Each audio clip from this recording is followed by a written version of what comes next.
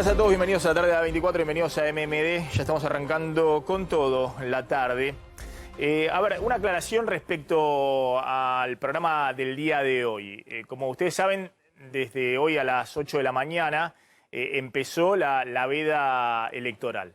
La veda electoral significa que no se puede hacer proselitismo electoral, que no pueden venir candidatos como han venido durante toda la campaña electoral a llamar que los voten. Es decir, no se puede hacer nada que tenga que ver o estar vinculado con el llamamiento al voto. Digamos, es una restricción claramente que va en ese sentido. No tiene nada que ver con la posibilidad de analizar política o economía en el día de hoy. De hecho, habrán visto que están en todos los portales analizando distintos escenarios, por ejemplo, de lo que puede pasar a partir del lunes desde el punto de vista económico e incluso lo que puede significar el resultado electoral del lunes en términos de la gestión del gobierno de Alberto Fernández, qué cambio puede haber en gabinete y demás. Obviamente la veda electoral también incluye la prohibición de difundir encuestas. Esto ya venía desde una semana atrás, pero insisto, quiero hacer esta aclaración porque ya van varios años, van muchas elecciones y siempre decimos lo mismo los viernes respecto a lo que significa la veda electoral. Es una cuestión y hemos sacado al director nacional electoral explicando esto y bueno, está claro. Bueno, ahora vamos a analizar algo de lo que puede suceder a partir del lunes y esto tiene que ver con el día después de las PASO. ¿Cómo sigue el dólar y cómo sigue la economía a partir del lunes? Obviamente todos están analizando que puede haber, según el resultado del domingo, según cómo estén las fuerzas entre el gobierno y la oposición, seguramente va a haber cambios en un sentido o el otro respecto a la política económica. Y sobre todo a este señor Martín Guzmán, que ahora vamos a un poquito a analizar por qué no es indistinta para la política económica que lleva adelante Guzmán cuál sea el resultado, cuáles sean los escenarios a partir del lunes. Ahora, más allá de ese resultado, lo que sabemos es que la dinámica que se viene dando en los últimos días ocurrió de manera muy marcada en el día de ayer, el miércoles, también el martes, pero esto viene de los últimos 10 días, se ha acentuado obviamente en estos días, como lo reconocía ayer el propio ministro Guzmán en la entrevista que le hicimos acá en el programa. Es una dinámica que no es sostenible en el tiempo, es decir, es una dinámica en la cual el Banco Central no puede estar, como viene ocurriendo todos los últimos días, vendiendo 100 millones de dólares diarios. Acá Guzmán decía, bueno, son 7 días, esto es, no hay que hacer una tendencia a estos 7 días. Bueno, efectivamente está reconociendo de que esto no puede seguir 2 meses entre el lunes próximo y el 14 de noviembre. Básicamente porque hemos mostrado muchas veces y hecho las cuentas, es muy simple, el Banco Central no tiene reservas para estar vendiendo 100 millones de dólares diarios desde el lunes hasta el 14 de noviembre. No dan las cuentas, no hay posibilidad, eso dejaría en una situación muy frágil, todavía más de lo que está actualmente, a toda la política económica. Venimos contando que hay algunas medidas que están evaluando en el Banco Central para tratar de acotar la pérdida de reservas, sí manteniendo, y esto es claro que el gobierno va a mantenerlo a partir del lunes, la estabilidad cambiaria, es decir, que no se mueva el dólar oficial, porque eso significaría una aceleración de la inflación, e interviniendo fuerte, como lo hizo en los últimos días de manera muy agresiva, en la brecha cambiaria para que no se disparen los dólares alternativos en blanco muy arriba de los 170 pesos y que eso de alguna manera le ponga algún freno al dólar blue en los valores actuales, ¿no? 186, 187, eso se puede mover un poco más, un poco menos, pero lo que controla el gobierno va a tratar de seguir controlándolo a partir del lunes y tiene efectivamente instrumentos para hacerlo. No solamente porque seguramente el lunes va a seguir con la política de intervención como viene hasta ahora, sino que después, si esta tendencia no se frena y tiene que vender 100 millones de dólares diarios, van a reforzar el cepo a las importaciones, retocar, digamos, lo que es la restricción de la venta de dólares a distintos sectores, básicamente al sector importador.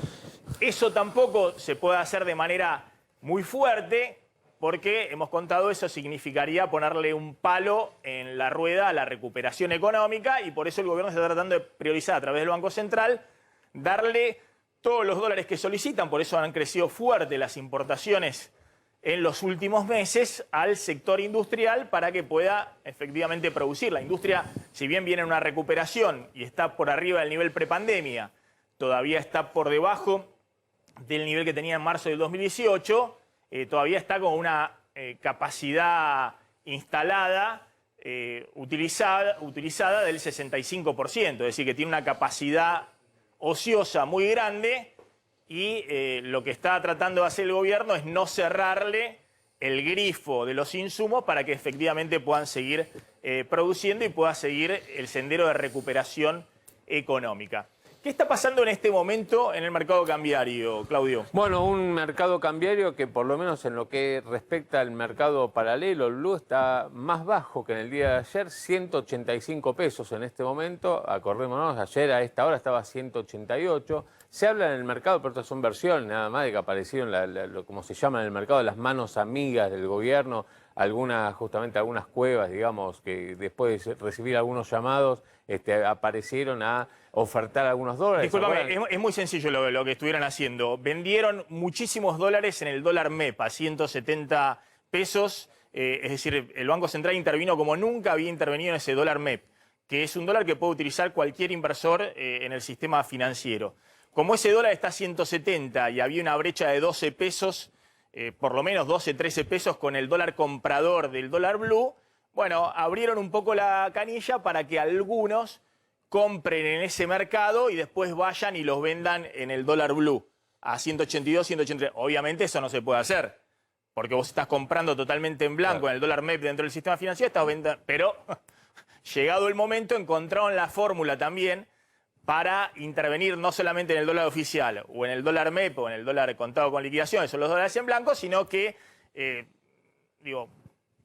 darle dólares a alguien a 170 pesos para que después lo puedan vender en el blue a 182, 183 pesos y le puedan poner algún techo a ese dólar blue, que si bien no es significativo en términos de volumen, marca un poco la temperatura de la calle. Claro, y de hecho acá habíamos contado que faltaban dólares en el mercado y por eso ayer se había ido a 188 pesos. Ahora fíjate qué ocurre en el contado con liqui. Ahí no hay gran variación. En este momento está a 173 pesos y pasa lo mismo de todos los días. El Banco Central sale justamente a intervenir más tarde y lo baja lo más cerca posible de los 170. Pero claro, cuando no aparece el Banco Central, ahí el mercado vuelve a recalentarse y tira para arriba. El Banco Central, ya en el mercado oficial, en el canal oficial, vuelve a intervenir este mediodía, Maxi. ¿Sabes por qué? Porque las liquidaciones de los exportadores están para abajo. Claro, la semana pasada, donde hay menos oferta de dólares de los exportadores. La semana pasada eran 120 millones de dólares promedio. Bueno, ayer fueron 75 millones de dólares. Entonces hay menos oferta de dólares,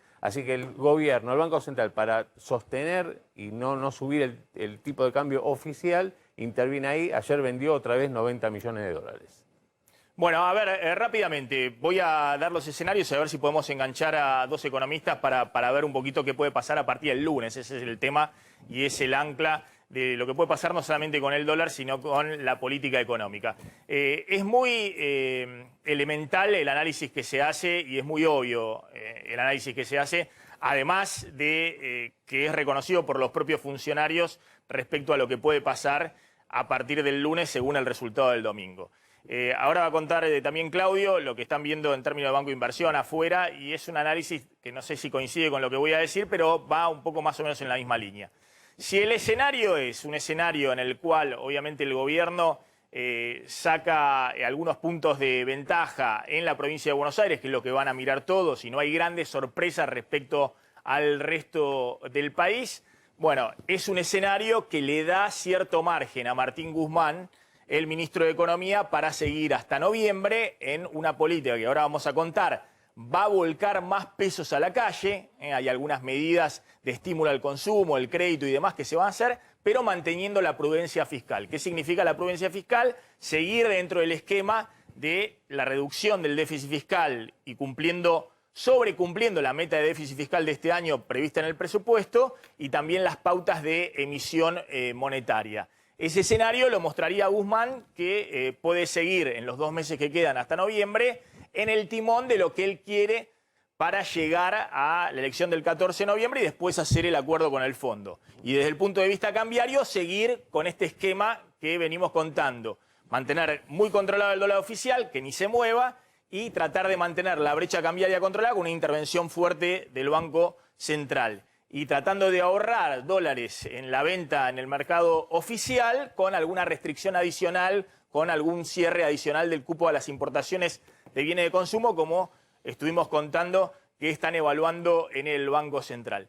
Distinto es el escenario en el cual en la provincia de Buenos Aires hay una situación que cambia mucho el escenario respecto a lo que pasó en el 2019. Es decir, que hay o una paridad o el gobierno aparece abajo respecto a la oposición. Ese escenario, atención, que dejaría no solamente a todo el gobierno de Alberto Fernández con discusiones en el gabinete, si hay que cambiar tal o cual ministro, sino al ministro de Economía en una situación compleja desde el punto de vista del margen de maniobra, porque, como nosotros venimos contando, ha habido muchas recriminaciones en el frente interno, ha tenido Guzmán durante todos estos meses, porque si bien el ministro, como estaba ayer, no reconoce que se hizo un ajuste fiscal muy grande y dice, no, fue la recuperación económica, el crecimiento, el impuesto extraordinario, no solamente fue eso sumado a las hojas, sino que también hubo un tope del gasto público, una licuación del gasto público enorme.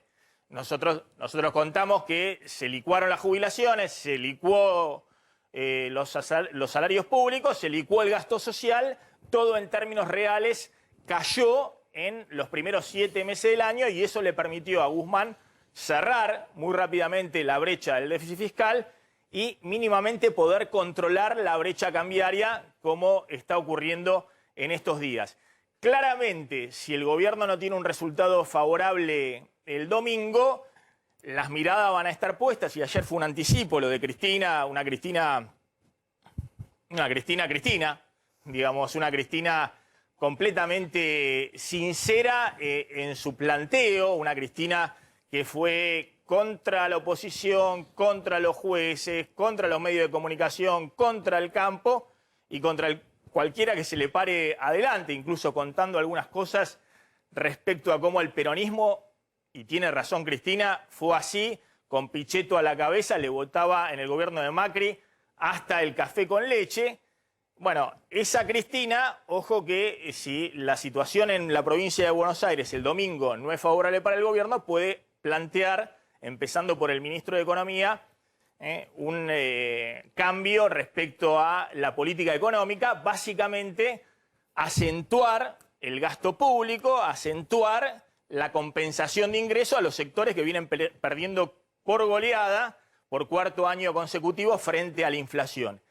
Y como la economía está con un margen de maniobra muy, muy pequeño, eso puede plantear problemas adicionales a los que venimos contando respecto a lo que puede suceder con el dólar, con la inflación y demás. Pero tenemos 2 analistas para analizar un poco este escenario que puede pasar a partir del lunes. Está Javier Timerman, que es director ejecutivo de ADCAP, una consultora de inversiones, y Ricardo Delgado, director de la consultora analítica. Gracias a los dos. Empiezo por vos, Javier, porque de alguna manera estos últimos días se moderó el entusiasmo que había en los mercados financieros y demás, pero hubo en los últimos 10 días, 2 semanas, un aumento de la cotización de los bonos y sobre todo las acciones argentinas, apostando a la elección del domingo. Y muchos decían, bueno, ojo que la elección del domingo también puede marcar o un cambio de tendencia o puede marcar un cambio o un giro en lo que ha sido la política de Martín Guzmán hasta ahora en términos fiscales y monetarios. ¿Qué estás viendo a partir del lunes? ¿Vos crees que hay algún tipo de número o algún tipo de resultado que hay que ver particularmente para analizar qué puede pasar con la economía a partir del lunes? Mira, lo que estuvimos viendo hasta ahora en términos de los movimientos que vos bien mencionaste, para mí son rezagos, o sea, es parte de lo que pasó en el 2019, cuando al gobierno de Macri le fue mal, entonces todo se cayó mucho y ahora, como muchos especulan que a este gobierno le puede ir peor de lo esperado, hay especulación sobre si no va a pasar lo contrario, que es también algo que fue pasando en el 2013, cuando el gobierno de Cristina le fue mal en la provincia de Buenos Aires.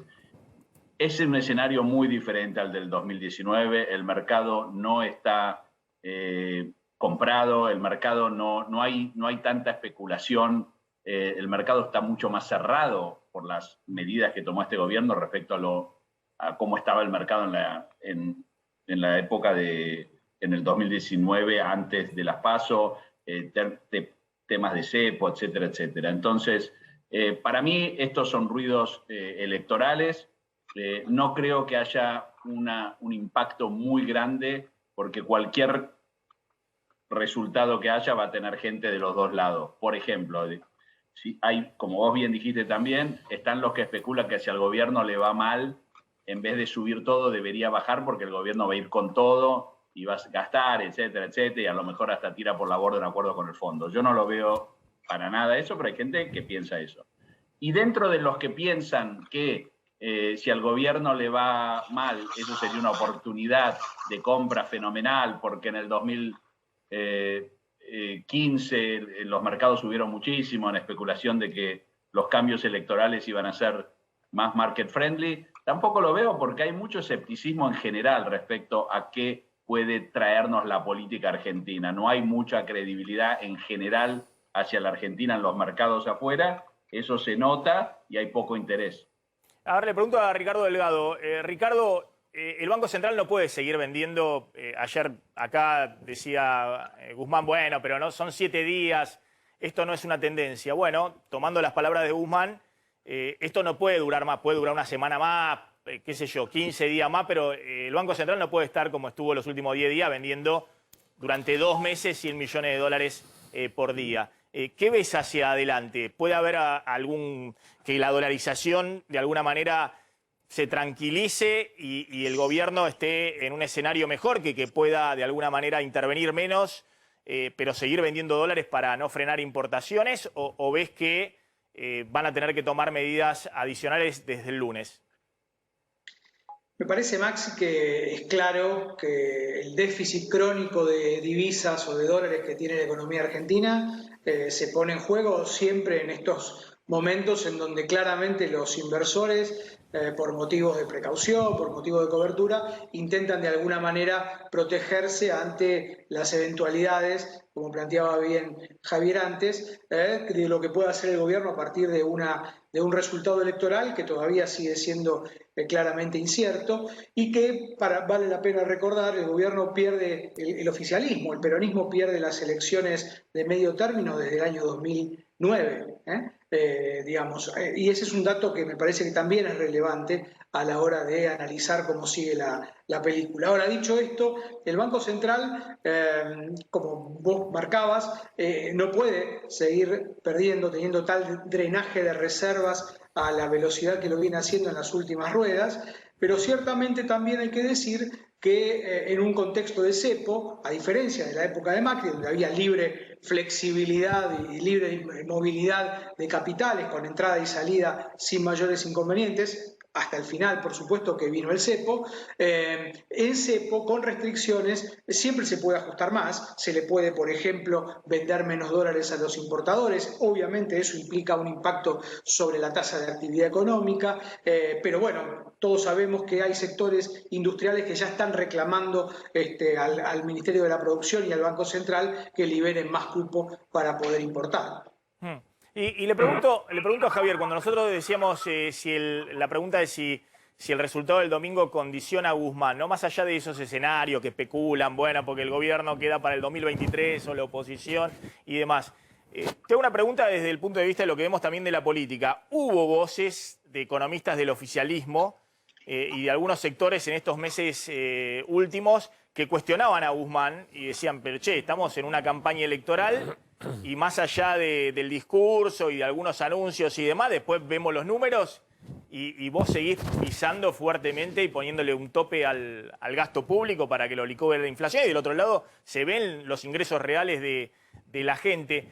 ¿No ves ahí que puede, según el resultado, Guzmán seguir con luz verde hasta noviembre, o puede haber algún paso de factura interna si el resultado es otro? Porque esto es más allá de la ideología. Cualquier gobierno en un año electoral, y ha ocurrido con todos los gobiernos, ocurrió en el 2013, ocurrió en el 2015, ocurrió en el 2017, con la elección de medio término de Macri, siempre lo que trata de hacer es atrasar el tipo de cambio oficial, darle con todo al crédito para que haya un boom de consumo durable, es decir, con precio barato, que es el dólar oficial, electrodoméstico, electrónica, autos, todo, y fogonearlo encima del atraso cambiario con crédito. Bueno, todo eso no está en el escenario hoy, con crédito y con mejora del salario real, es decir, que los salarios le ganen a la inflación. Todo eso no está hoy en el escenario. Obviamente no está, no porque Guzmán no quiera, digamos, porque se da cuenta de que no hay margen para poder llevarlo adelante. Te pregunto si vos crees que eso puede, ojo, significar, para un lado o para el otro, una llamada de atención al ministro de Economía. Bueno, lo que puede hacer la política o no hacer la política, siempre los pases de factura existen, y me imagino que no será diferente en esta elección, pero lo importante de remarcar es que en el 2013, para ir a una elección donde al gobierno kirchnerista le fue mal, las medidas que se tomaron post-elecciones fueron más market friendly de lo que se esperaba. Si nos acordamos, Axel de alguna manera despejó a Guzmán de la Secretaría de Comercio, empezó a hablar con los empresarios de las empresas de servicios públicos, llegó a ciertos acuerdos en temas energéticos, arregló con el Club de París, arregló con el tema de YPF, con Repsol. O sea, el kirchnerismo, yo creo, y cualquier gobierno se da cuenta que cuando no hay stock tenés que ir por el flujo, y el flujo hoy en día es escaso, como bien lo mencionó Ricardo. Entonces, yo no sé si va a haber pase de factura en términos de personas. Yo no suscribo a la teoría que dice que si al gobierno le va mal van a profundizar, y todos estos economistas que buscan causar, no digo causar el pánico, pero que buscan de alguna medida decir que el kirchnerismo tiene como única salida la radicalización. Yo creo que van a buscar, bueno, cuál es la mejor forma de garantizar ese flujo para poder financiarnos, porque la Argentina, más que un tema fiscal de déficit, tiene un problema de financiamiento. No tenemos financiamiento, y el único financiamiento que tenemos es el del Banco Central y de algunos pesos que hay acá en el sistema, y de los organismos multilaterales que nos prestan para ciertos proyectos. Entonces, para asegurarnos ese flujo, para que el Banco Central no sea el único prestamista, para que los plazos fijos no estén a 30 días, sino que estén a más largo plazo, o inviertan en títulos públicos, o toda esa liquidez se vaya a financiar más gasto productivo, hay que dar señales. Si esas señales van a incluir lo a Guzmán o no, me superan, pero que señales va a haber que dar, no me cabe la menor duda. A ver, resumime brevemente este análisis que hacen del Barclays, un banco de inversión inglés, respecto a lo que puede pasar a partir del lunes. Resumímelo, no, sin demasiada profundidad. A ver qué opina Delgado. Y mira, el escenario número 1 que dan es: si el gobierno gana por amplio margen, esto es más de 5 puntos, sí, 10 puntos en la provincia de Buenos Aires, ahí se focalizan. Entonces dicen, el acuerdo con el fondo va a salir antes de noviembre, porque los mercados se lo van a tomar a mal, digamos, va a haber una corrida, entonces el gobierno va a apurar justamente el acuerdo con el fondo. Para buscar la estabilidad. El escenario número 2, si el gobierno gana por poco margen, 5 puntos, un poco menos, la provincia de Buenos Aires, el acuerdo con el fondo recién después de noviembre, porque, bueno, justamente el sentido contrario del... Y un escenario en el cual sigue la política de Guzmán, como veníamos diciendo. Claro. El escenario número 3, si el gobierno pierde en la provincia el domingo, habrá aumento del gasto público, se aleja la posibilidad de un acuerdo con el fondo, Y el escenario... Ahí ven debilitado a Guzmán Claro. y ven y hablan un directamente escenario. de un escenario económico imprevisible. Es lo que hablamos. ¿Coincidís con eso, Ricardo? A ver, me parece que asociar conductas económicas o de las políticas económicas a resultados electorales está bien, teniendo en cuenta la capacidad, como decía Javier antes, de financiamiento de esas políticas. Yo coincido con Javier en el sentido de que hoy el gobierno no tiene capacidad de financiar ningún proyecto ni populista ni radical en materia económica. Esta idea del vamos por todo me parece que es más retórica o puesta desde la oposición, parte del miedo que se quieren instalar en algunos sectores. Vos decís, Ahora, aún aunque al gobierno no le vaya bien, van a tener que esperar a que la economía se siga recuperando lentamente con el tema de las aperturas en sectores que estuvieron todavía muy cerrados, servicios, gastronomía, turismo y demás, y que la vacunación siga avanzando como está avanzando. Y alguna cosa puntual que ahora vamos a contar, el tema de rebaja de impuesto a las ganancias, ahora 12, algún tipo de medida mínima de estímulo de consumo puntual, pero no un giro en la política económica porque no tiene margen. Eso es lo que está planteando. Totalmente, y además me parece que en estos 2 meses que faltan para el 14 de noviembre, en el margen, de vuelta, va a haber cierta recuperación de los salarios reales, básicamente porque la inflación va a estar algo por debajo de las nuevas paritarias que cerraron entre el 40 y el 45, porque todos esos instrumentos de estímulo muy marginales también, digo, el gobierno llega con una economía muy castigada, esto es más que obvio, pero claramente en el margen, en estos 2 meses, va a haber un mayor impacto de lo que se ve hoy en materia de bolsillo. Y eso me parece que le puede dar, por lo menos si el gobierno no le suma la economía, por lo menos va a intentar de que no le reste en la elección de noviembre, que es en realidad la elección que importa a la hora de definir candidaturas, ¿no? Gracias a los dos, gracias Ricardo Delgado, gracias Javier Timerman, muy interesante como siempre. Hablamos la semana que viene a ver cómo sigue todo. Vamos al móvil, porque ahí están con el operativo de reparto y distribución de urnas. Ahí está en el móvil.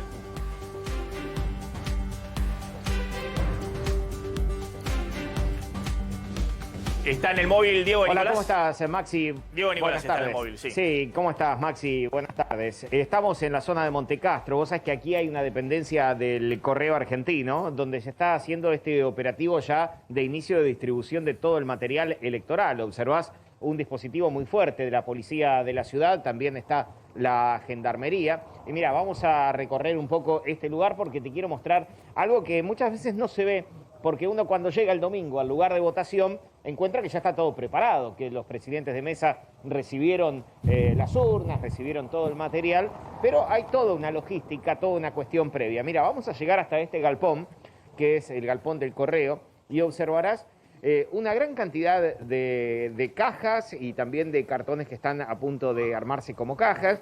Bueno, aquí están todas las urnas, los biombos, todo otro tipo de material que va a llegar a cada una de las escuelas y lugares de votación para el próximo domingo. Dentro de un rato nada más, se calcula que en 2 horas aproximadamente, ya van a empezar a llegar también los camiones que van a participar de la distribución, iniciando todo este proceso de logística para que ese material llegue hasta cada punto donde es necesario utilizarse. ¿Quién custodia todo esto? Porque claro, es necesario que se siga muy de cerca para que no haya nada raro, para que no haya adulteraciones, ni mucho menos, ni, claro, faltantes tampoco. Está la Policía de la Ciudad, como veíamos también, pero también está la Gendarmería Nacional como Fuerza Federal, que se encuentra custodiando este lugar aquí en Montecastro. Así que todos los preparativos ya a partir de esta logística del Correo Argentino para la elección del próximo domingo. Maxi. Bien, Diego, volvemos ahí en cualquier momento. Te sumo a vos, Candelaria, claves para votar el domingo. Aclara lo del sobre, lo primero, no sé si dijo Larreta, que se confundió de Larreta, ¿no? Que cuando dijo que si se cerraba con boligoma o si cerraba con saliva del sobre te lo impugnaban. Eso no es así. No, para nada. Sí. El sobre tiene que estar cerrado. A ver, tenemos que tomar ciertas precauciones para ir este domingo a votar. Están en todos lados las recomendaciones, pero para seguirlas al pie de la letra, Tenemos unas plaquitas, mira, justamente, vamos a empezar por el principio. Muchos van a notar que por ahí cambió el lugar donde tienen que votar este domingo con respecto a las elecciones pasadas o a otras elecciones de medio tiempo. Esto es porque por el COVID justamente se amplió la cantidad de colegios que están habilitados para ir a votar, así que fíjense en padrón.gov.ar, que allí van a tener concretamente dónde votan. Tenemos que llevar nuestra propia lapicera, porque no podemos usar la que nos dan las autoridades de mesa. Tenemos que llevar también, si queremos, una plasticola, de la cualquiera que haya en casa, no importa, de cualquier tipo sirve para pegar el sobre dentro del cuarto oscuro, porque la recomendación es que no lo peguemos con saliva. También puede ser, no sé, algo para humedecerse los dedos. Pero perdón, si el sobre se pliega hacia adentro, yo lo he hecho todas las elecciones, en todas las elecciones, nadie te va a cuestionar eso. Hoy desde el Ministerio del Interior dieron una conferencia, estuvo el ministro Guado de Pedro y estuvieron sus colaboradores aclarando que el voto es válido igual y no se puede impugnar si alguien decide no pegarlo, tal como vos decís, Maxi, poner la solapita dentro del sobre. Eso no invalida el voto, no es un Pero yo lo he hecho siempre. No, entonces, nunca lo he cerrado con saliva el sobre. Aquel que quiere cerrarlo con el pegamento que trae el sobre, quiere activar eso, o lleva una plasticola, o lleva alguna cosa para humedecerse el dedo, o lo pone adentro con la solapita, como vos decís. Esa es una de las precauciones que tenemos que cuidar. Otra de las precauciones que recomiendan tanto desde el Ministerio del Interior como desde la Cámara Nacional Electoral es que no entreguemos el documento en mano a las autoridades de mesa, que lo mostremos. Si requieren que se lo entreguemos, lo dejemos apoyado en la mesa. Parecen pavadas y nimiedades, pero la verdad es que no, porque hace a que mantengamos cierto orden el domingo. Y por supuesto, barbijo, alcohol en gel cuando se pueda y mantener la distancia de los 2 metros. Bien, ahí están las recomendaciones principales. Vamos a Estados Unidos, ahí está Adrián Saad. Adrián, ¿cómo estás? Estás ahí en Nueva York, ahora vamos a hablar en un ratito en la segunda salida de los 20 años del 11S, de las torres y bueno, lo que significa 20 años después ahí en la ciudad de Nueva York. Pero quiero antes hablar con vos con lo que está pasando con el tema pandemia en Estados Unidos. No sé si tenemos el tape de un gobernador, el gobernador de West Virginia, republicano, que salió muy duro contra los antivacunas, porque ese es uno de los estados que tiene nada más que 40% de vacunación. En Estados Unidos sobran las vacunas y como vos nos contabas siempre, existe la paradoja de que hay 80 millones de personas que no se vacunaron. De hecho, por eso ha salido más allá del oeste el gobernador, el título obviamente en Estados Unidos y en el mundo, Trump buscando el tema de la vacunación obligatoria, ¿no? Buscando los atajos para el tema de la vacunación obligatoria y más o menos diciendo me cansé, voy a obligar a distintos sectores de la población a que se vacunen. Pero fíjense antes lo que decía este gobernador de Virginia. For God's sakes, 11, how difficult is this to understand? Why in the world do we have to come up with these crazy ideas? And they're crazy ideas that the vaccine's got something in it and it's tracing people wherever they go. And the same very people that are saying that are carrying their cell phones around. I mean, come on. We just need to use good sense and get ourselves vaccinated, and then we'll stop this thing. Bueno, eso es lo que decía el gobernador de Virginia. Obviamente el tema principal no es lo que dice el gobernador de Virginia en Estados Unidos, sino cómo salió Trump, que sorprendió a todos. Trump estaba muy convencido de que iba a vacunar a todo el mundo por las buenas y ahora, bordeando un poco cuestionamientos legales, quiere salir a vacunar a todo el mundo por las malas. Adrián Saad, ¿qué está pasando?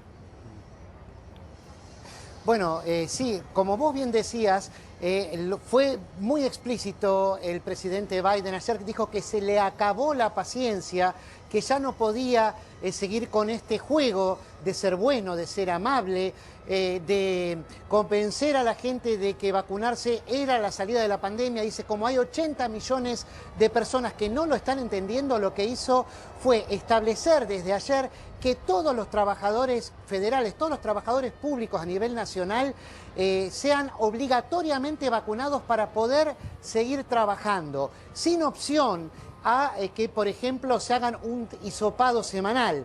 Esta opción sí se las da a todas aquellas empresas, a todos aquellos empleadores que tengan más de 100 empleados, ¿no?, a su cargo. Entonces, a todos los que tienen más de 100 empleados, tienen dos opciones: o vacunar a todos estos empleados o que se hagan un hisopado una vez por semana por ahora.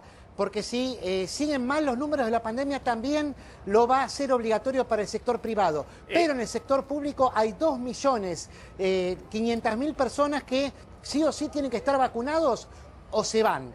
Fue así determinante. Bueno, primero eso, el sector público, diciendo tienen que estar vacunados o se van, durísimo. Pero ojo con el tema de las empresas. Empresas de más de 100 empleados, estamos hablando de cualquier empresa chica en Estados Unidos, más de 100 empleados, les está diciendo, sus empleados tienen que vacunarse y si no se vacunan tienen que hacerse un PCR todas las semanas. ¿El costo de ese PCR, quién lo tiene que asumir, la empresa o el empleado?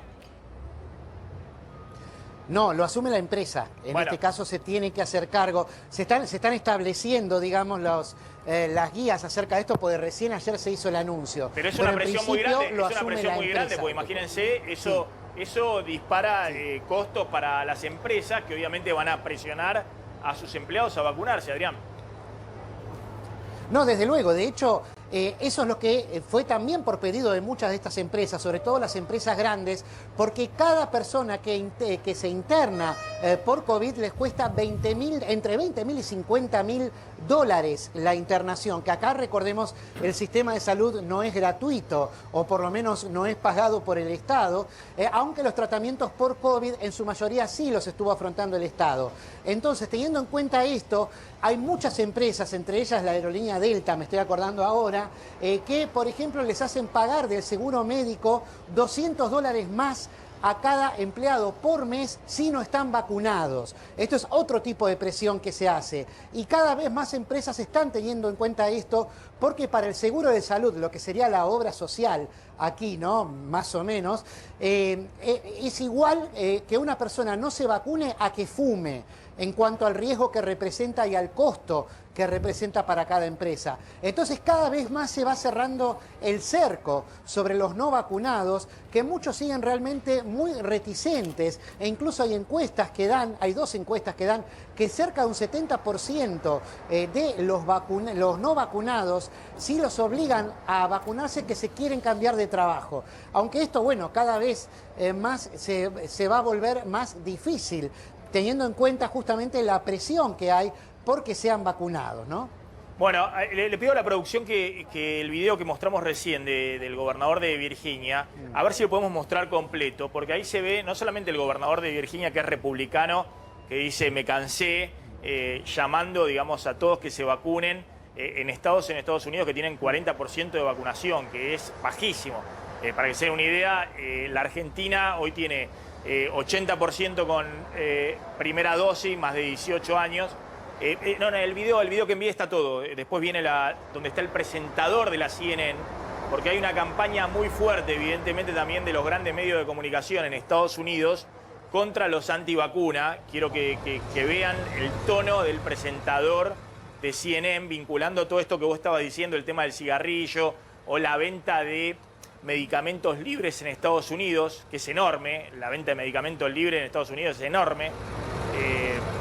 Y cómo alguien que consume ese tipo de medicamentos sin ningún tipo de prescripción y demás, no se quiere dar la vacuna. Es decir, es una campaña muy fuerte del gobierno de los Estados Unidos con Biden, pero además de los principales medios de comunicación. Quiero que vean el tono también del presentador de CNN, cómo sale fuerte.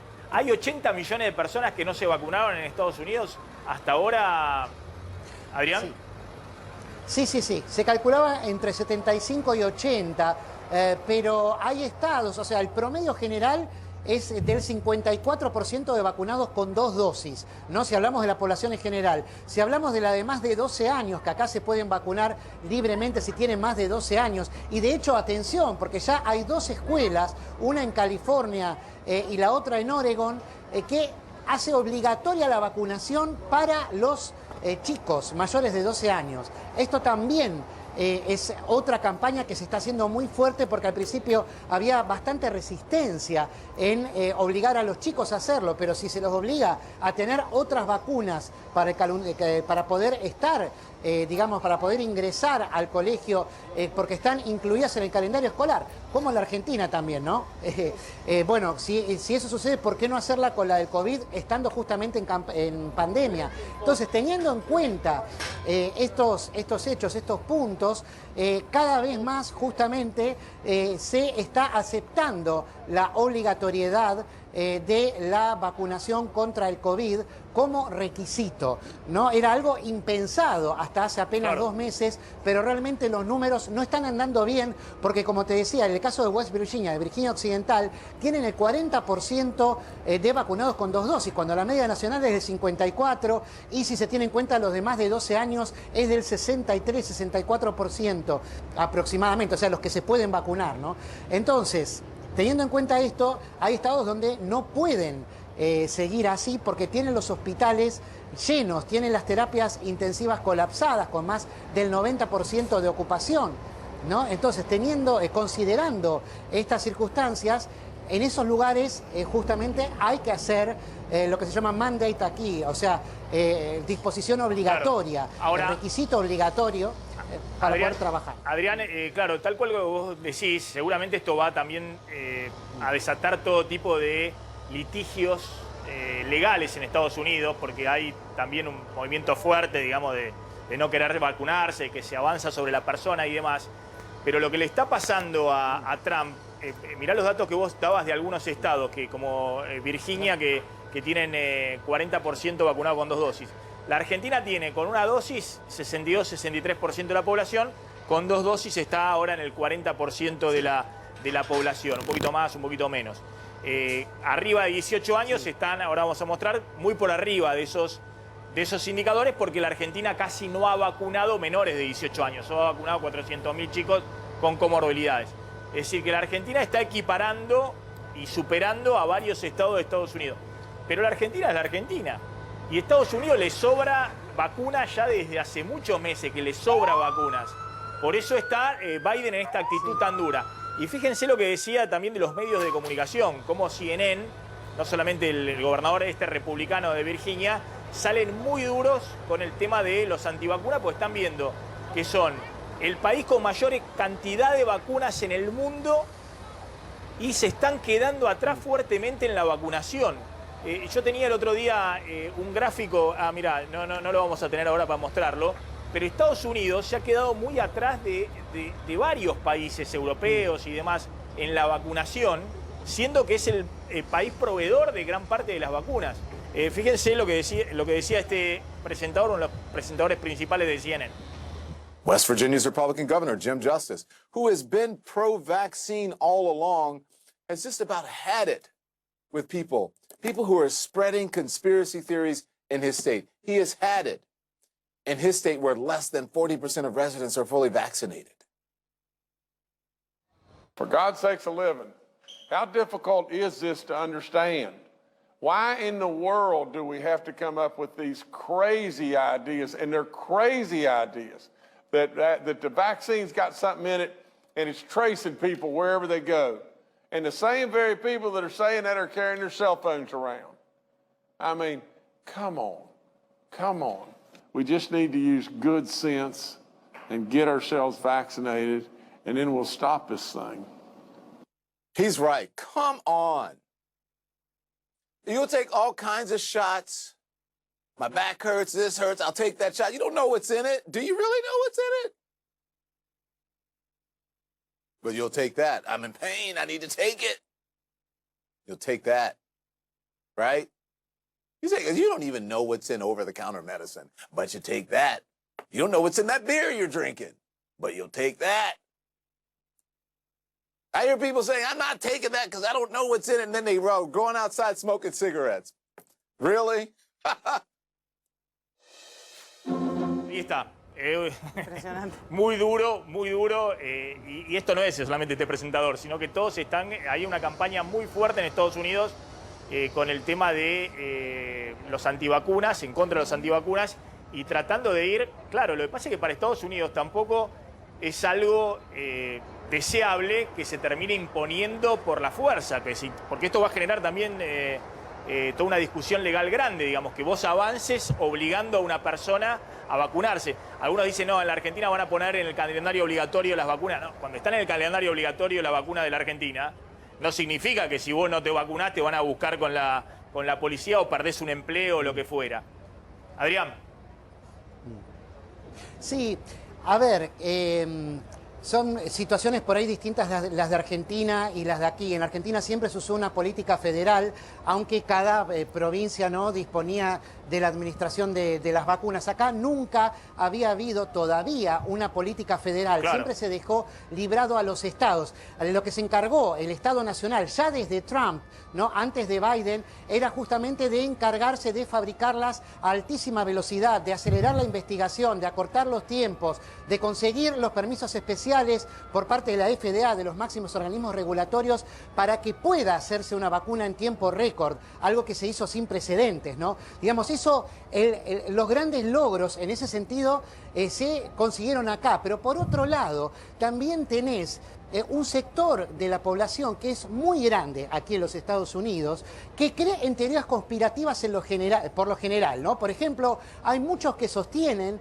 que Trump en realidad ganó las elecciones y que hubo fraude, aunque no exista ningún tipo de prueba, ninguna demanda judicial de las que hizo Trump y el Partido Republicano en su momento prosperó, fue admitida, pero están absolutamente convencidos de eso. Bueno, los que piensan de esa manera también creen que hay un plan de las grandes corporaciones por controlar a la población a través de esta vacunación, y que la última teoría que tienen y que defienden mucho, y atención porque en la Argentina también hay de esta gente, de hecho me escriben a mí insultándome, diciendo que soy un parlante de las grandes corporaciones, etcétera, y también pasando,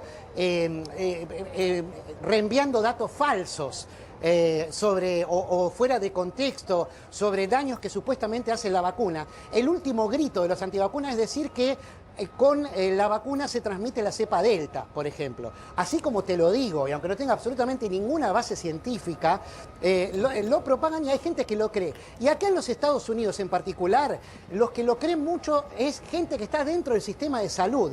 Y ayer Biden se animó a decir algo que otros funcionarios de menor cuantía en el gobierno no se animaban a decir, pero lo dijo.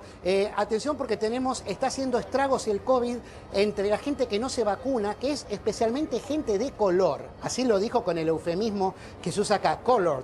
Color también soy yo porque soy extranjero para un estadounidense.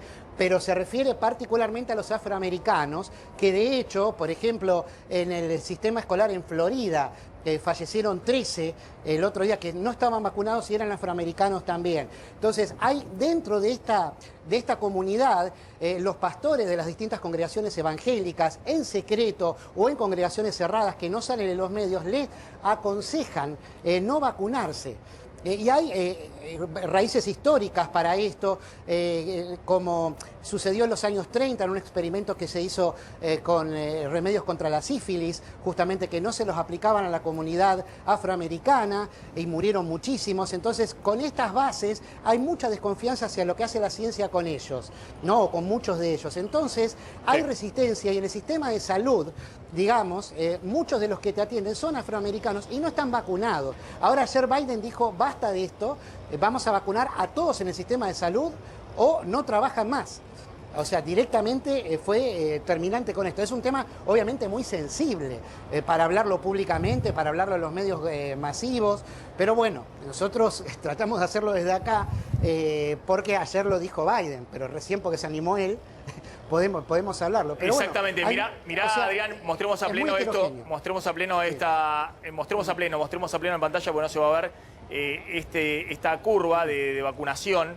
Estados Unidos está con poco más del 50%, 53, 54% de vacunación con 2 dosis. Fíjense cómo ha sido superado por varios países, entre ellos está Chile y Uruguay, hay obviamente países muy pequeños, pero de todas maneras ha sido superado por varios países europeos, países del sudeste asiático. Se ve ahí, se ve a pleno, se ven los nombres, Portugal, Emiratos Árabes, Singapur, Qatar, España, Dinamarca, Uruguay, Chile, Irlanda, Canadá, están todos con niveles de vacunación, pero sustancialmente más altos. Estamos hablando de niveles de vacunación de casi el 70 y 75% con 2 dosis. Y Estados Unidos, que es el proveedor de vacunas, o uno de los proveedores más grandes de vacunas del mundo, está apenas superando el 50% con 2 dosis de la población. Eso es lo que están viendo ahora. Adrián, en un ratito hablamos del 11S, de los 20 años del 11S. Estás ahí en Nueva York. Me imagino que estás ahí Sí. En el Ground Zero, donde eran las torres. Quiero que me cuentes qué está pasando 20 años después. 20 años después. Muestro rápidamente el tema de vacunación en la Argentina. Vamos a contar un poco de algunas medidas económicas que se vienen. Vamos a contar también, Candelaria tiene información respecto a qué puede hacer el gobierno en términos políticos, cambio de gabinete y demás, a partir del lunes. Y sumémoslo, si quieren, con eso a Fidanza, para que pueda hacer un comentario también Eduardo Fidanza. Me interesaba hablar con él. Decime cuáles son las medidas que están evaluando para septiembre, digamos, Sí, a partir de la semana próxima. Y algunas ya están decididas, Maxi. Digamos, el gobierno, más allá de, obviamente, se juega la elección primaria ahora el domingo, están mirando hacia noviembre. Hay algunas decisiones de medidas ya están tomadas. Una, por ejemplo, es la mejora en ganancias. Lo único que están evaluando es si esto va a salir por decreto en las próximas semanas o si van a tratarlo directamente en el Congreso, porque hay un par de proyectos justamente para subir el mínimo no imponible a unos 180.000 pesos en bruto, con lo cual de bolsillo hablamos de unos 149.500, 150.000 pesos. Esa es una de las medidas. La otra también ya está decidido y tiene fecha, que tiene que ver con la actualización del salario mínimo. Sabés que el próximo día 30 de este mismo mes, se va a reunir el Consejo del Salario Mínimo. El gobierno ahí lo que está impulsando es una suba adicional de por lo menos el 10%. Veremos qué dicen los empresarios, porque forman parte justamente junto con los sindicatos y el gobierno de ese Consejo del Salario Mínimo, pero la idea es llevar justamente el aumento, que hasta ahora fue del 35%, a lo que es el promedio de paritarias del sector privado, que está más cerca del 45%, por eso se habla de un aumento adicional del 10% y llevar el salario mínimo al 32%. Eso tiene directamente impacto, por ejemplo, sobre los programas sociales, como el potenciar trabajo, que es el más importante. También habrá cambios en el hora 12, lo adelantamos ayer, y por otra parte, lo que se espera la semana que viene es la presentación del presupuesto 2022, Guzmán, que por ahora no quiere dar ningún adelanto. Bueno, estará ahí en el Congreso diciendo, por ejemplo, que la inflación va a estar entre el 34 y el 35% el año que viene. El año que viene. Acá el año que viene falta tanto. Bueno, fíjense lo que está pasando con el tema de los contagios en la Argentina. Realmente estamos en mínimo de contagio. Esto es total país. Hay promedio última semana 3.300 contagios. Es un nivel muy, muy bajo, con 8% de positividad en nivel país. Estamos en un nivel muy, muy bajo. Llegamos a estar en el pico de la segunda ola a mediados de junio, con 45% de positividad y 33.000 casos promedio. Ahora estamos en 3.300. Entonces, todos están viendo que hay una situación muy especial. Rápidamente, fíjense lo que pasa en Ciudad de Buenos Aires. Última semana promedio 238 casos, 2% de positividad. Ciudad de Buenos Aires llegó a estar a mediados de junio con la segunda ola con 3.500 casos. 3.500 casos diarios, hoy se está en 238, y apenas 2% de positividad, es decir, de cada 100 que testean, 2 dan nada más que positivo. Y lo mismo provincia de Buenos Aires, atención, porque en provincia de Buenos Aires también hay un descenso muy marcado.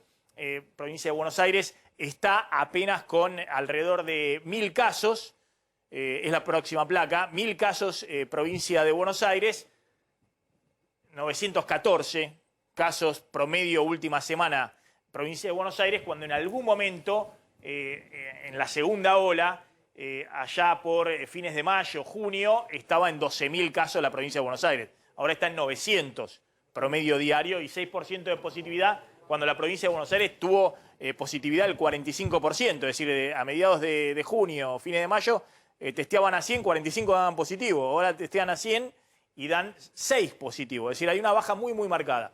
En el interior del país la baja no es tan marcada, pero sí es una tendencia a la baja, digamos. Hay 2.200 casos en el interior del país, promedio última semana, 14% de positividad, un poco más alta, pero atención que también marca la tendencia declinante. La pregunta es si esto puede continuar o no. Algunos dicen, bueno, entre los contagiados, la vacunación que avanzó y demás, puede ser que Argentina zafe la Delta. Otros dicen, no hay forma de que esto en algún momento, pero por ahora se está viendo un piso de contagios y ha avanzado fuerte la vacunación. Fíjense, estos son los mayores de 50 años, ya con 2 dosis el 75% de mayores de 50 años está vacunado con 2 dosis. Y casi el 90% con 1 dosis. Es decir, falta cerrar ese gap que, claro, muchos dirán, pero a mí todavía tengo más de 50 y no me llegó la segunda vacuna, es la siguiente placa. Bueno, hay un gap grande de gente todavía, pero está cerrando, lo mostramos todos los días, se va cerrando. Faltan 745.000 personas que le apliquen la segunda dosis de mayores de 60 años, pero el resto ya tienen las 2 vacunas, todo para llegar a un porcentaje de vacunación de casi el 90%, es decir, para completar al que tiene la primera dosis, completar. Después hay una porción de la población que habrá que ir a buscarla en algún momento, pues no tiene ni la primera ni la segunda. Recuerden que siempre también los datos de población lo tenemos del RENAPER, de los registros de documentación y demás. No hay, digamos, una inscripción, digamos, estos son los que se inscribieron y se vacunaron. Y hay todavía 980.000 personas que entre 50 y 59 años que hay que aplicarle la segunda vacuna y ya tienen la primera. Es decir, que en total hay 1,5 millones de personas, 1.600.000 personas que tienen más de 50 años y que todavía están esperando la segunda vacuna. Pero al ritmo de vacunación que se viene en las últimas semanas, casi 3 millones de vacunas por semana, 3 millones de vacunas semanales, estamos hablando de 400.000, casi 450.000 vacunas diarias. Eso te da entre 2.800.000 y 3 millones de vacunas semanales. Bueno, ese gap se va a cerrar supuestamente más rápidamente. Y por eso en el gobierno están apostando a que entre lo que queda de septiembre, octubre y a más tardar mediados de noviembre, todos los que recibieron primera dosis, o la gran mayoría de que recibió primera dosis, tengan también la segunda dosis. Porque vuelvo a la placa anterior. ¿Cuántos son? Y bueno, están faltando total mayores de 18 años que ya recibieron primera dosis. ¿Cuánto le falta recibir la segunda dosis? 10.500.000 personas. Estoy diciendo que están vacunando casi a 3 millones de personas por semana. Es decir, que en un mes tendrías que cerrar esta brecha para que todos los que tienen primera dosis, mayores de 18 años, tengan también una segunda dosis. Que tengan también la segunda dosis. Pero bueno, vamos a ver qué sucede con esto. Obviamente ahora hay vacunas. No solamente es tan rápido con la vacunación, sino que hay vacunas. La siguiente placa, la siguiente, donde están las vacunas. Estos son los porcentajes que decía recién de vacunación. Fíjense que hoy hay disponibles en la Argentina a aplicar 12 millones de vacunas, más de 12 millones de vacunas. Es decir, que ahora hay margen para que esa brecha, que son los que faltan con segunda dosis, se pueda ir cubriendo. No todas estas vacunas se pueden aplicar como segunda dosis, pero ahí estoy viendo que están vacunando ya con segunda dosis a gente joven que le están aplicando también segunda dosis, pues le aplicaron primera dosis de Sinopharm, que es la vacuna que más disponible está en la Argentina, la vacuna china. Hay hoy 8 millones de vacunas de Sinopharm todavía para aplicar, por eso, bueno, están aplicando a jóvenes ya la segunda dosis de esa de Sinopharm. Las otras, el gran drama es la Sputnik, que hay poca disponibilidad de segunda dosis, por eso está usando el tema de Moderna. Van a ver si usan o no el tema de Pfizer. Y lo mismo pasa con el tema de AstraZeneca, que también había faltantes para la segunda vacuna de AstraZeneca. Pero bueno, empieza a haber una mayor cantidad de vacunas y obviamente esto va a ser mayor cuando estén ya una gran cantidad de vacunas de Pfizer. 500.000 llegarían en septiembre, hay que ver cómo sigue después. Vamos a un vacunatorio, ahí está nuestro colega.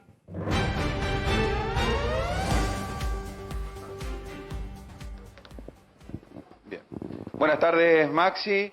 Bueno, estamos acá en el vacunatorio de la Rural.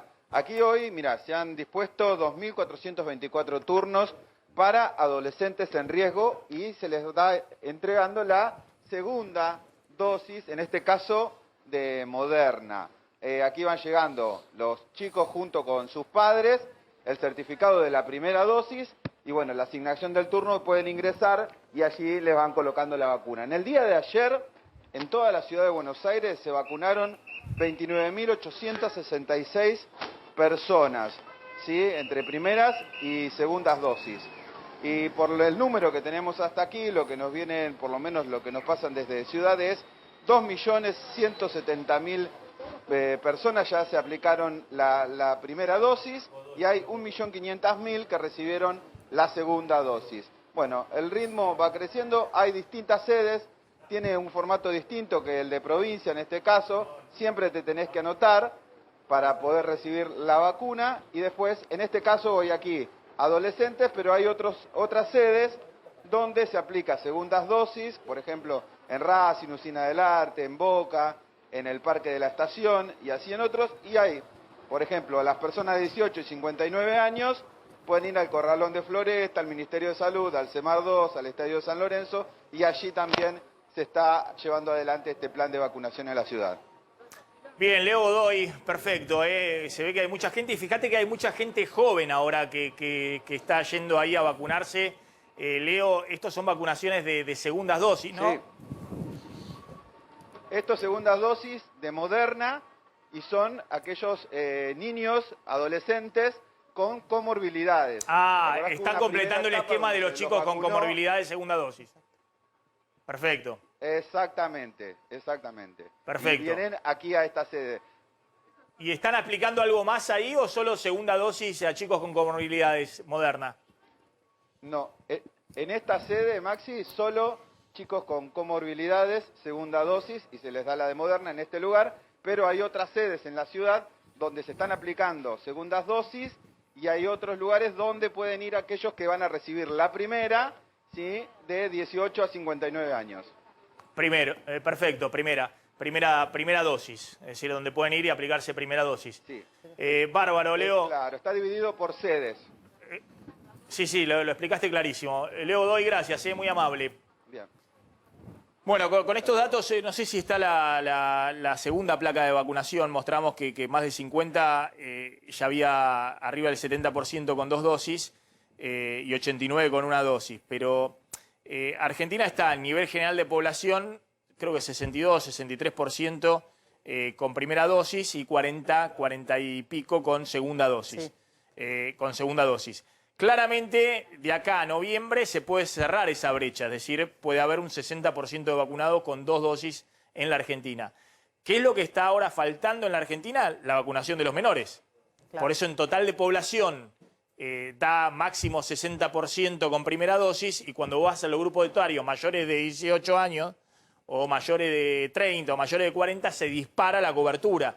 Y la verdad que es una cobertura muy amplia, es decir, la gente en la Argentina, a diferencia de otros países, quiere vacunarse. Hasta ahora la lentitud para vacunarse fue que faltaban las vacunas. El principal inconveniente es que no llegan, digamos, la cantidad de dosis del bloque segundo de Sputnik, de la segunda dosis, no hay. Todavía ni siquiera alcanza con lo que ya se está produciendo aquí en el país, en el laboratorio Richmond, y la principal preocupación del gobierno es esa, Maxi. ¿Cómo va a ser para completar el esquema de los que tienen Sputnik si no entran esas dosis? Porque sabemos que la Sinopharm, de la que hay muchísimas dosis, no está aprobada para combinarla con Sputnik aún. Bueno, a ver, mostrame la segunda placa que mostramos los porcentajes de vacunación y ya vamos a hablar con el doctor Pablo Escapelato, que es infectólogo del Hospital Santoyani.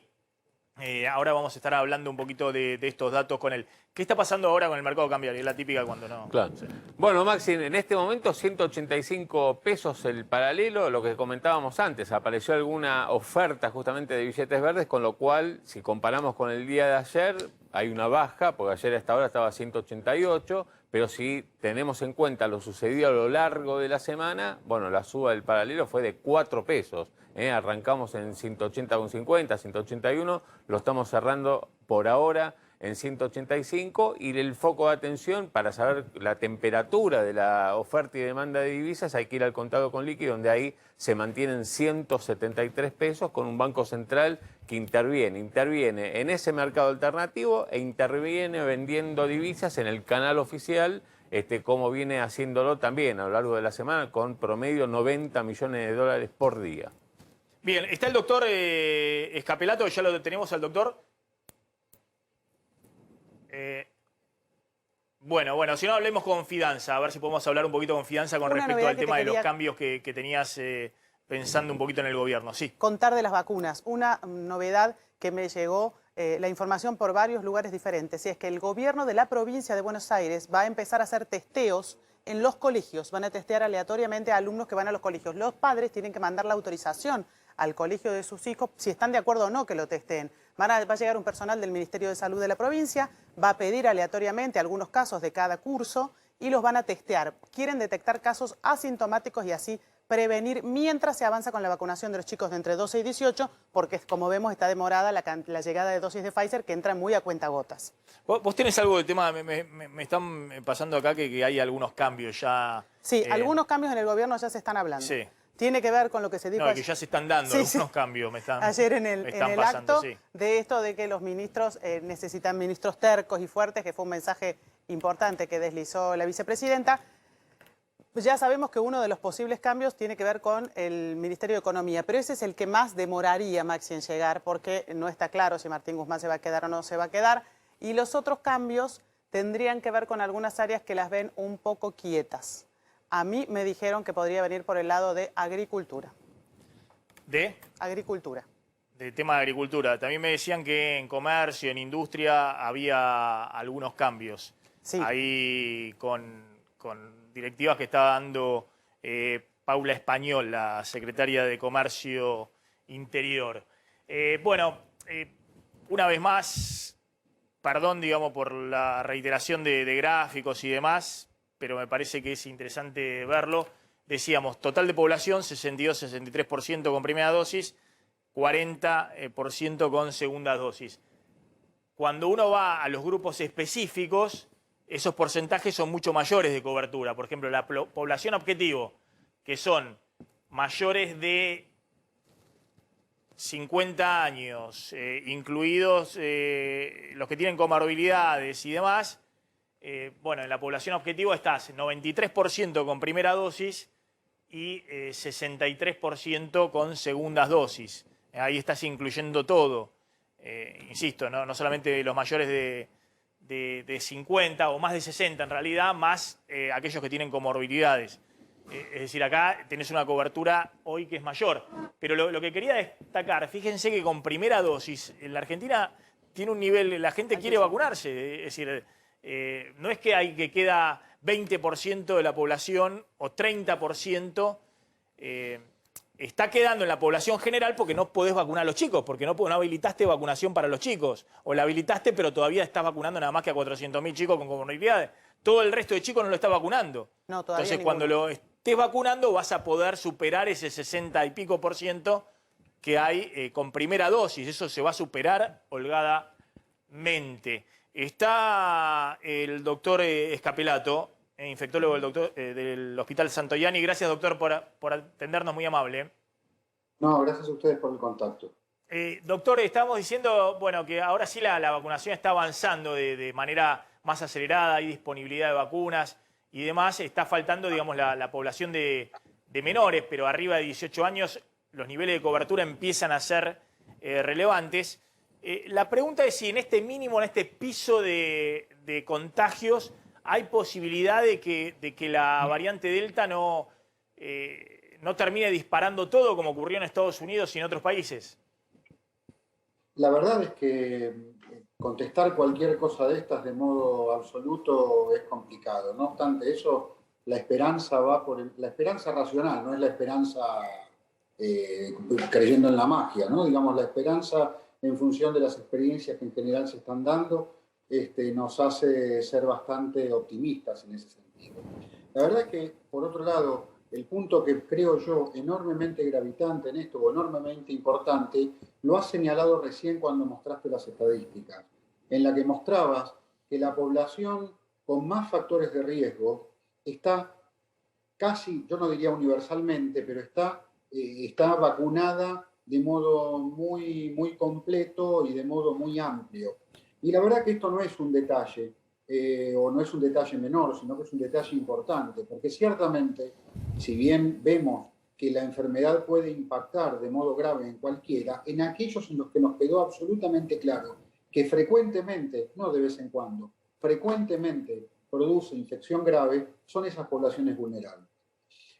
Obviamente todos pretendemos estar vacunados y esperemos, apostemos a que así sea. Eso va a protegernos además no solo de que la gente tenga enfermedad grave, sino que también nos va a proteger de que la enfermedad pueda entrar de modo eficiente y reproducirse de modo eficiente.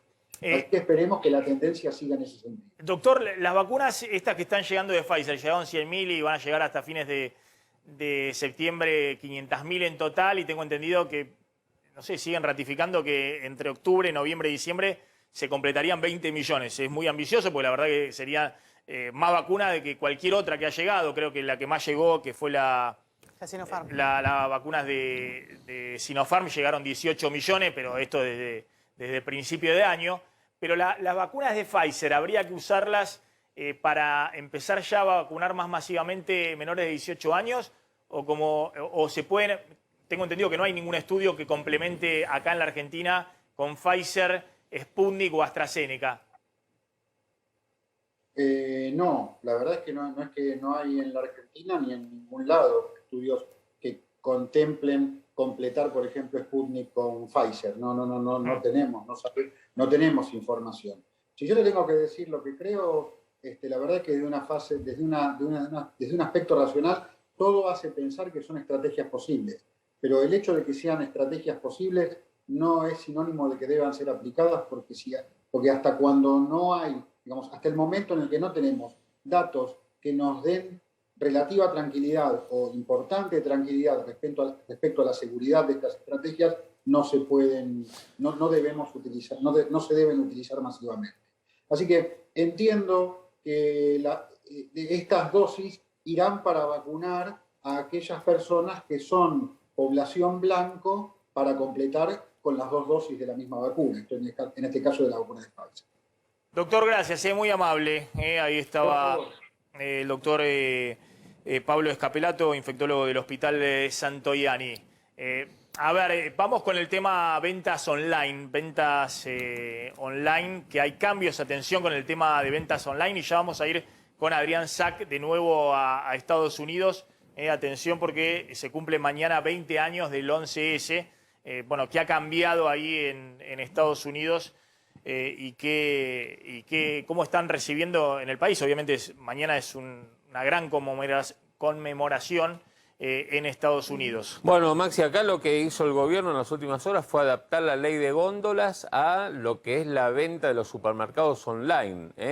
¿Cuáles son los cambios que hay que tener en cuenta? Porque cada vez hay más gente que hace las compras cotidianas de alimentos, bebidas, a través de la web. Así lo destacan incluso los datos oficiales del INDEC. Bueno, número 1, de ahora, o sea, yo digo de ahora en más, pero el boletín oficial le da 60 días para adaptarse. Los productos más baratos tienen que estar al tope de la lista cuando uno busca productos. Cuando uno busca desde leche, manteca, margarina, cualquier producto, lo primero que tiene que aparecer es el más barato por unidad de medida. Y digamos, a partir de ahí, digamos, los que más van creciendo los precios, digamos, al fondo de la tabla.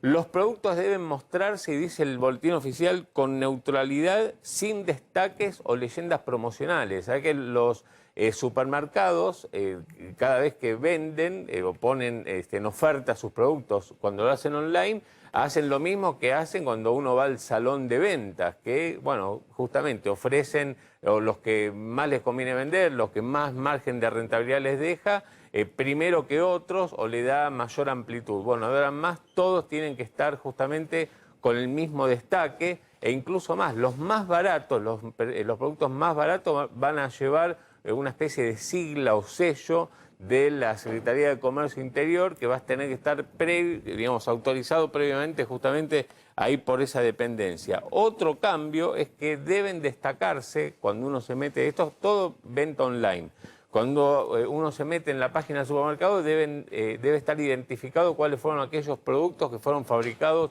por pequeñas y medianas empresas. Y lo que te decía, Maxi, es que esto tiene, en un plazo de acá a 60 días, tiene que estar adaptados en todos los sitios web. Esto es la ley de góndolas adaptada a las ventas online de los supermercados. Volvemos a Nueva York, ahí está Adrián Sack, cobertura especial, exclusiva de A24 a 20 años del 11S, del 11 de septiembre. Obviamente marcó un antes y un después en el mundo. Uno siempre se pregunta qué estaba haciendo yo a las 9 y pico de la mañana, ese 11S. Todos nos preguntamos eso siempre.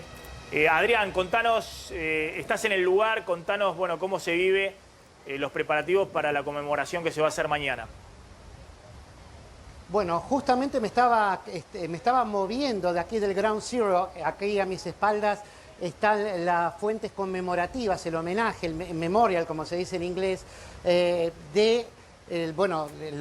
hecho en homenaje a las víctimas de las Torres Gemelas. De hecho, aquí estaban las Torres Gemelas, aquí estaba la Torre Sur, y me tuve que correr recién porque en este mismo momento había llegado la banda policial, descendientes de irlandeses, que estaban tocando con sus gaitas, ¿no? El himno Amazing Grace es un himno religioso, muy característico, muy conocido también en muchas películas se suele escuchar, en homenaje a los descendientes de irlandeses y a todas las víctimas que fallecieron aquí en este atentado. Son cerca de 2.646 en realidad los que fallecieron en este atentado. En total en los tres lugares son 3.000. Ahora te muestro dónde estoy, ahora que las gaitas se aplacaron un poquito, te voy a mostrar otra cámara cómo es este lugar.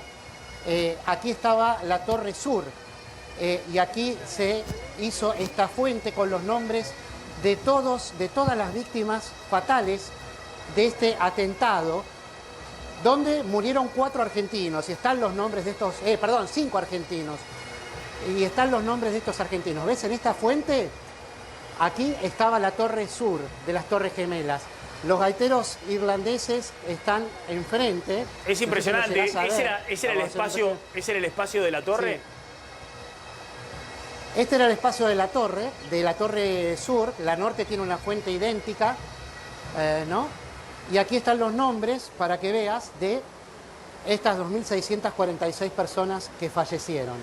Y ya de a poco le van agregando flores, les van agregando banderas, en este caso de Estados Unidos.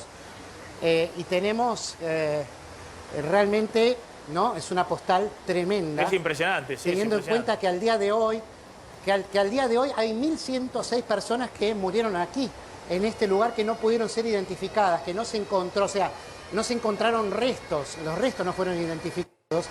Y recién esta semana los restos de 2 de estas personas fueron identificados 20 años después, ¿no? Y pueden realmente descansar en paz. Es impresionante. Aquí están los gaiteros. Sí, sí. Adrián, esperamos un segundito. Este es el primer homenaje. Voy a compartir con vos, está Alejandra Seiapa, que fue rescatista. En su momento, tengo entendido que es argentina. Alejandra, ¿cómo estás? Sí. Hola, ¿cómo estás, Maxi? Todo muy bien. Sí, soy argentina, estoy aquí en Buenos Aires. ¿Vos estabas, Alejandra, en ese momento allá? Sí, yo vivía en Nueva York, viví 4 años y estaba haciendo un postdoctorado en la Universidad de Columbia de genética de Alzheimer. Y bueno, cuando supe del atentado me ofrecí en el American Red Cross como voluntaria, médica voluntaria, y me mandaron 3 días al Ground Zero. Bueno, durante 3 días estuve el 12, el 13 y el 14 cuando fue Bush y bueno, despejaron un poco el área y nos fuimos. Claro, pero estuviste ya al día siguiente, estabas ahí, que todavía estaban, claro, con el tema de los escombros y a ver si encontraban sobrevivientes o sí, cuerpos debajo de los escombros.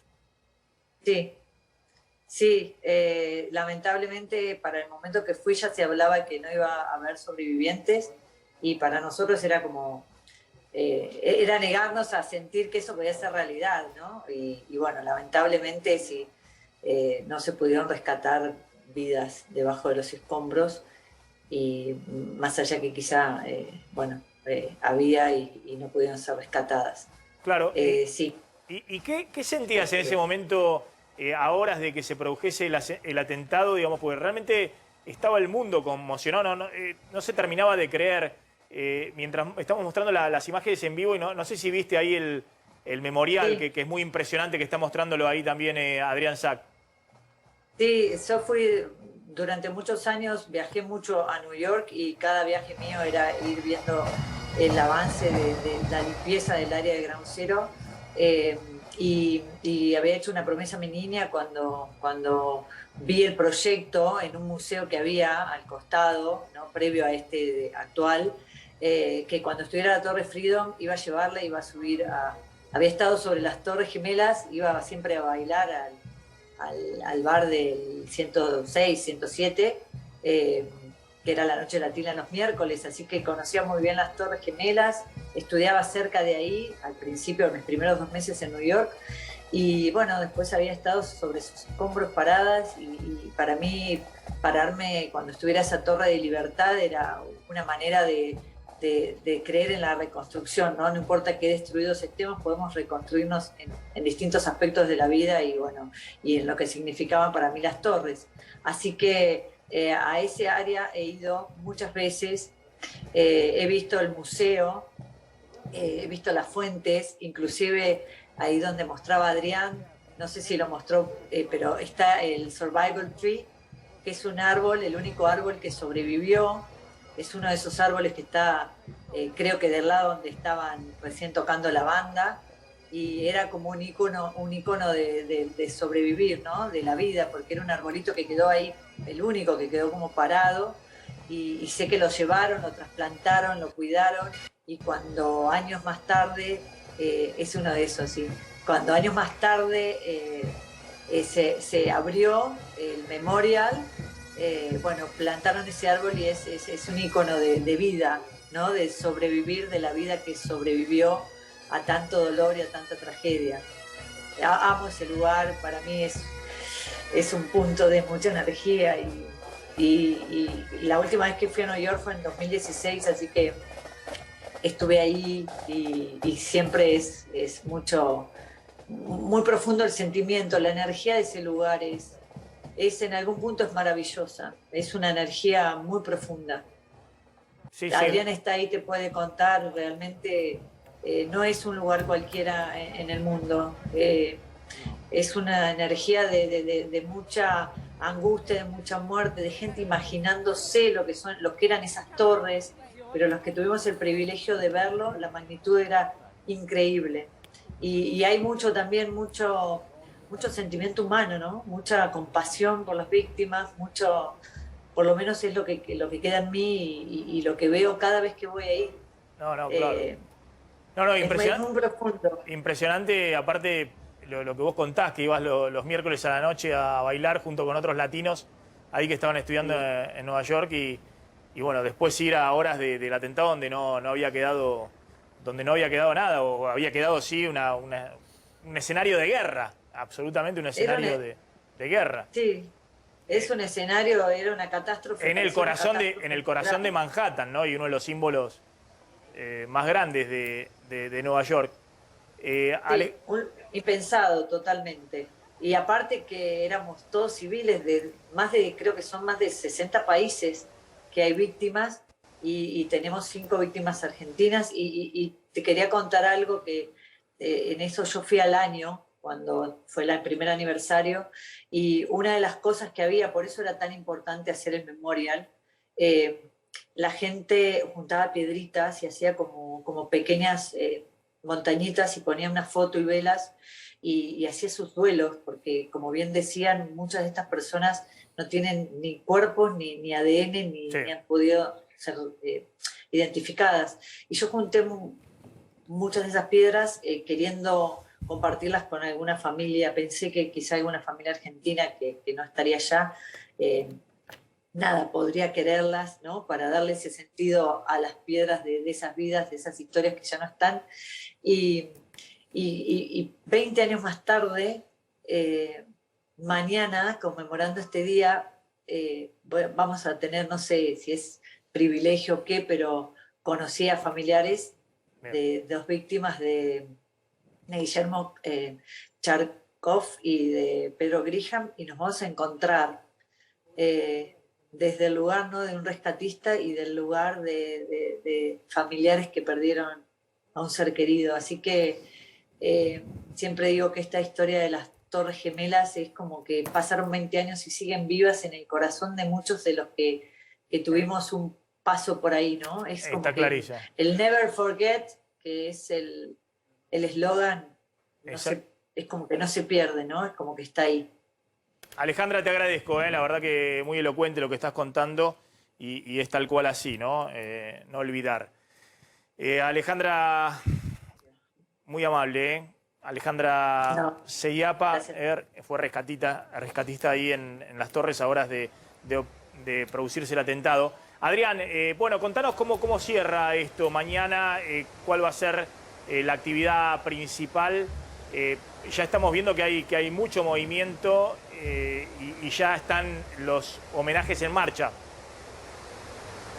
Así es, todo esto donde estamos en este lugar, todo este complejo va a estar cerrado al público cuando, salvo obviamente los que tengan una credencial especial para poder ingresar, va a venir el presidente Joe Biden en una visita relámpago. Se programó que fuera rápida porque Biden va a estar en 3 lugares distintos, en los 3 lugares donde justamente distintos aviones se estrellaron, ¿no? En el Pentágono, en Pensilvania, ahí en Youngsville, donde cayó este avión, el famoso vuelo 93 que evitó que se estrellara contra el Capitolio, según las últimas investigaciones, y va a estar aquí.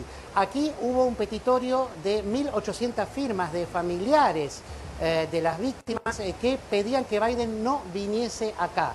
No querían saber nada por 2 cuestiones distintas. Una, por no esclarecer la vinculación que muchos creen que el gobierno de Estados Unidos había tenido con Arabia Saudita, ¿no?, en la preparación de los terroristas y que se estuvo ocultando, según muchos de ellos. Y por otro lado también lo que estuvo sucediendo en Afganistán, ¿no?, el retiro de tropas que hizo que murieran después de este 11 de septiembre, ¿no?, en Afganistán 7.000 soldados estadounidenses y sus familias estaban indignadas porque la guerra que disparó estos atentados justamente vuelve a quedar la situación como era antes de estas guerras. O sea, queda la herida abierta, es poner el dedo en la llaga, y lo ven a Biden como alguien que se precipitó en sacar a las tropas estadounidenses de Afganistán. Entonces, teniendo en cuenta esto, le pidieron que no viniera, pero Biden igualmente va a venir, aunque en una visita relámpago. No va a hacer grandes discursos, no va a quedarse el tiempo que se quedaba Obama, por ejemplo, cuando venía acá. Pero bueno, vamos a tener un 11 de septiembre muy especial, y no solamente porque sean 20 años, porque sea un número redondito, ¿no?, sino por la situación en la que estamos después de que Estados Unidos le devolvió con su retirada el poder a los talibanes en Afganistán. Adrián, te agradezco, impecable, como siempre, Adrián Saque, en este momento desde ahí, desde donde estaban las Torres Gemelas, donde se van a realizar todos los homenajes en las próximas horas en la cobertura especial de A24 por los 20 años del 11S. Vamos a la tanda, ya volvemos. Corrupción, y ahora al revés, van distintos sectores políticos pidiéndole el juicio político a Bolsonaro. Creo que también algunos jueces están en esa movida, por eso ha habido una réplica fuerte también de Bolsonaro. Sí, buenas tardes a todos. En realidad que Bolsonaro muestra un instinto de sobrevivencia, y ayer, el martes, vos dijiste una semana movida, el lunes arrancó con la Anvisa, con el escándalo del partido, el martes manifestaciones muy grandes, sobre todo en Brasilia y aquí en San Pablo, y el miércoles, en realidad, esto genera una tensión muy fuerte. El Senado, Maxi, para que te den una idea, suspende las sesiones para miércoles y jueves. Y la situación se pone tan tensa que ayer Bolsonaro lo llama a Michel Temer, que fue el expresidente, el antiguo vicepresidente de Dilma, que asumió la presidencia durante 2 años, lo llama a Brasilia, le manda un avión a Brasilia para que lo ayude a resolver la situación, el impasse, y saca una nota con términos mucho más técnicos. Fíjate que el martes, inflamando la tribuna, él habla de un canalla para el juez de la corte, ayer dice que es un jurista y profesor, dice que una persona no podría barbarizar toda la población, ayer dice, bueno, que fueron frases al calor humano. Entonces lo que hace es una vuelta atrás, claramente. Es decir, pisa el freno porque se da cuenta que si no, no solamente el Congreso, sino la Corte Suprema de Justicia le está advirtiendo que se podía avanzar, se podía ir a un procedimiento de juicio político. En realidad había dos posibilidades, Maxi. Una, Bolsonaro tiene más de 126 pedidos de juicios políticos. Entonces se da todo un movimiento, lo que sería el centro, la centro-derecha, que hoy todavía lo apoya a Bolsonaro, a sacarle el apoyo, a decirle, bueno, cuidado que el juicio político puede ser una realidad. Eso era más difícil que pase. La realidad es que él recibe noticias que podía llegar a ser preso por las declaraciones que da el martes, y ante eso, ese es un punto. El instinto de sobrevivencia es porque él puede ser preso, y el segundo, que es probablemente el más importante... Pero perdóname, preso, pero ¿quién iba a dictar una orden de detención del presidente de Brasil? Porque la Procuradora General de la Nación recibe denuncias de actos de improbidad administrativa, y el procurador podría llegar a dar alusión, a dar lugar a eso. Pero lo más importante es que ayer el país se encontraba en una situación complicada con la huelga de camioneros. Fíjate, los camioneros son un sector que históricamente le apoya a Bolsonaro, ¿sí? Y ayer había cortes, Maxi, en 16 estados del país, ¿correcto? El propio Bolsonaro ayer soltó un audio, ¿tá? Pidiéndole por favor a los camioneros amigos nuestros que traten de poner en la actitud y tal, y los camioneros le dicen, no, nosotros no deponemos. Entonces, él crea el huevo de la serpiente, llamando, inflamando a los camioneros para un acto el día martes, y ayer trata de pararlo. Lo llama a Temer para decirle cómo paramos, y le dice, esa huelga de los camioneros va a caer a tu cuenta. Y la huelga de camioneros, Maxi, volvemos al tema que hablamos hace un mes, eso tiene que ver con inflación. Primero, el mercado ayer reacciona muy mal a esto. La bolsa llegó a caer más de 3.5, el dólar cayó el 3%. ¿Cuándo pasaba todo esto? Cuando Temer, la carta que saca ayer Bolsonaro la escribe Temer. Cuando sale esa carta se da vuelta y sube la bolsa y baja el dólar y todos los indicadores económicos se apaciguan, que es lo que hoy experimenta el país. Es una serie de cierta tranquilidad ante un escenario de vuelta atrás. La tapa de los diarios de hoy en Brasil es ¿cuánto va a durar? Porque estas situaciones de que él avanza... ¿Cuánto va a durar qué? ¿Cuánto va a durar esta situación o cuánto va a durar Bolsonaro? Porque ese es el otro tema que nosotros venimos contando, por eso yo mostraba la tapa de Folia de San Pablo, del portal de O Globo, o Estado de San Pablo, es decir, los medios más importantes de Brasil, durísimos con Bolsonaro, planteando directamente que es un golpista, que la democracia no puede claudicar frente a un presidente que quiere llevarse puesto a la justicia, que lo está investigando por corrupción o porque no le dan los números, quiere cambiar el sistema electoral. Es decir, hay también en el establishment económico y en el establishment mediático una confrontación enorme, nunca vista con Bolsonaro, ¿no? Algo similar a lo que le sucedió a Trump, pero creo que con Bolsonaro es más duro también ese enfrentamiento, ¿no? Y todavía falta un año para la próxima elección. Un año y 2 meses. Sí, todo el establishment, digamos, mediático y económico hoy le suelta la mano a Bolsonaro y está absolutamente contra. Lo que pasa es que él lo que hace ayer es dar un paso atrás, trata de generar alguna condición mínima de gobernabilidad. El Senado no funcionando no hay gobernabilidad. De hecho, muchos analistas dicen el gobierno de Bolsonaro técnicamente acabó. Acá lo que tenemos que hacer es cómo llegamos a las elecciones del año que viene. Él, con la carta de ayer, probablemente, él sella un pacto de función de su candidatura. Acá la pregunta es, ¿cómo hace Brasil para llegar en los próximos 11 meses? Yo no creo que en este momento él caiga, yo no creo. La realidad es que él se va a tranquilizar y va a tratar de generar alguna condición de mayor tranquilidad. Los datos macroeconómicos, a vos te gusta hablar de la economía, no son malos de Brasil. Brasil lo que sufre en este momento es inflación creciente. Lo que Bolsonaro tiene que hacer es tratar de controlar mínimamente esa inflación y dar condiciones de que el país vuelva a crecer. Hoy todos los datos dan que Brasil no va a llegar a crecer ni siquiera al 1.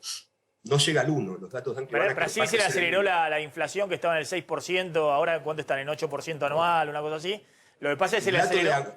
Salió ayer el dato de agosto, 0,87 el dato de agosto. Interanual llegó casi al 10, 9,69. Claro. Maxi, y el tema es que se le aceleró la inflación de alimentos, digamos, que está en el 20%, que son números para Brasil elevadísimos, porque obviamente no tiene...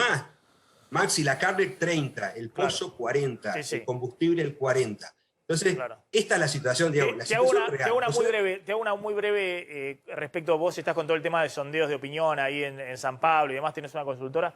¿Es así, digamos, Bolsonaro ve que desde el punto de vista político hoy se ha quedado con un núcleo duro de apoyo y que la elección del año que viene, si no pasa nada raro, pierde frente a Lula en un balotaje? ¿Eso es así? ¿Dicen eso los sondeos? Absolutamente. Porque por otro lado Bolsonaro hoy tiene, han sido muy masivas, las manifestaciones fueron impresionantes en apoyo a Bolsonaro. Seguro, fueron muy grandes, pero mira, en San Pablo hubo 125.000 personas, de acuerdo a la policía, y en Brasilia hubo 80.000.